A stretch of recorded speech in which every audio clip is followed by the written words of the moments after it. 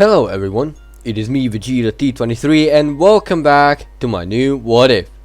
Today we're talking about what if Vegeta was born with God Ki. Before I start, I'd like to mention that I created a Discord server for you to join. The link is in the description of this video, so if you'd like to join in and talk to me and the rest of my fans, it's there. I'd also like to mention that I created an Instagram so you can survey my very uninteresting life. I post either Minecraft or Osu stuff. Now back to the video. In the last part we see the preliminaries for the Tenkaichi Budokai.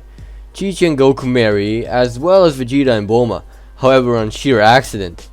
Once the happy mistakes and sad shit passed, the real tournament began with Tien and Piccolo wins. Tao and Goku fight, and the winner being Goku of course. Roshi and Broly then fight, and even though Roshi displays quite a bit of neat tricks, Broly wins anyways. Raditz and Vegeta are the last ones in the quarterfinals, and Vegeta of course won. What a surprise. Semi-finals started, and the first to go are Piccolo and Goku. After exposing Piccolo, Goku beats his ass. Broly and Vegeta are then up, and although Broly displays a good chunk of his power, Vegeta still wins.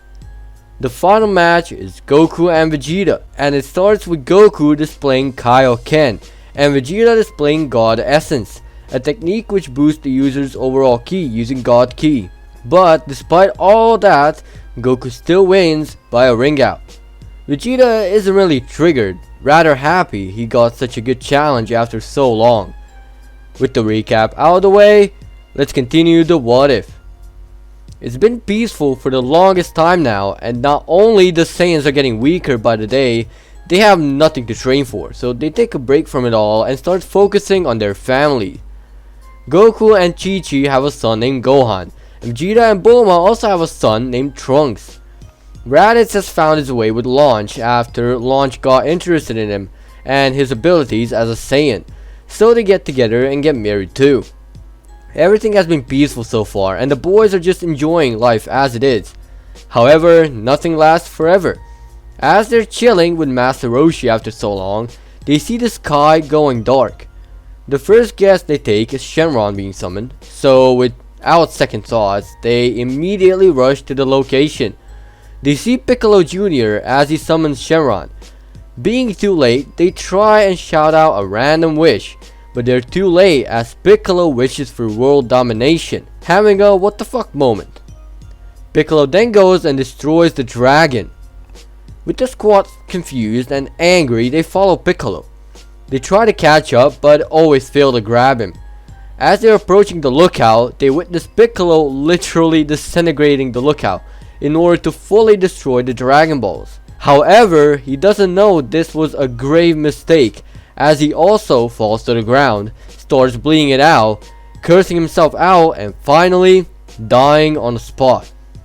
They all take a moment to mourn the death of Kami and the loss of Dragon Balls. They descend on the ground and see something in the rubbles. They move the rubbles away and see Mr. Popo barely clinging to life. So Goku goes to Korin's tower, which also suffered quite a bit of damage. Korin knows what happened and tells how they have to find some other way to bring Kami back to life. Goku just skips to the important parts and says Popo is actually alive, but barely, and he needs a senzu bean. Korin immediately gives Goku a senzu and goes to aid Popo. Popo eats the senzu and heals up, thanking Goku for thinking fast. He then explains that in order to get the Dragon Balls back, they need another Namekian. Vegeta then asks Popo where the Namekians are residing, and he responds that they live on planet Namek, and how there's a spaceship in which Kami came to Earth with it. Vegeta gets an idea. He takes Popo along with the rest of the gang, and they get to Bulma's house.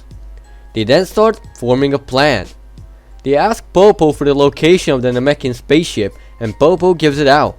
They then enter it and get the coordinates to the planet. Once they get back, they enter the coordinates into their own spaceship, and they then depart to planet Namek. Upon their arrival, they get their first taste of an alien world after so long, except Goku, who gets his first taste of an alien world in general.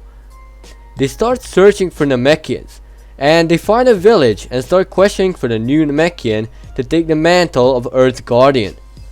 They manage to find Dende, and they're about to thank them and depart. But they sense something strong coming to the planet. Vegeta, being scared, he wonders if that might be Frieza.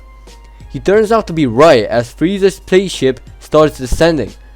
Everyone decides to hide their key and go in one of the houses as to prevent being seen. Frieza is now on the planet, and guess where he goes? Exactly, the very same village Vegeta, Goku and the rest of the gang are in. Namek is prepared for what's awaiting, and with that, Frieza arrives. I'm looking for the rare artifacts named Dragon Balls. Do you have them by any chance? No, we don't. Too bad. As he attempts to blast the village away, and as he shoots the blast, it stops. All of a sudden, the blast explodes, and once the dust settles, we see Goku and Vegeta guarding the Namekians. Ah, Vegeta! I see you're back. Yes, I'm back for good. Literally. You're defending those poor beings. Why, if I may ask? They've done nothing wrong to you. They told you the answer to those questions. Ever heard of leaving people alone? Who is this scrawny monkey? No point telling a dead cum stain. Vegeta then powers up his god essence up and awaits for Frieza to attack. And boy does Frieza attack. Goku and the others watch as Vegeta takes on Frieza. After throwing fists for a bit, they come to a standstill. Oh yeah, you wouldn't know this. I was born very special, Frieza. I was stronger than you the day I was born. If I had my final transformation as my base, I am Vegeta, and I am a Super Saiyan God. You're still a monkey. Go back to your cage. Frieza barely finishes the sentence as Vegeta comes in rushing and kicking him in the chin, telling him to pray to whatever god he believes in, as he will kill him for all those years of serving him.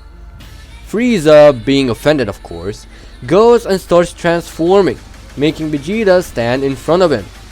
Frieza keeps on transforming as he goes to second and third forms, actually impressing Vegeta. But Frieza keeps going on, reaching his final form.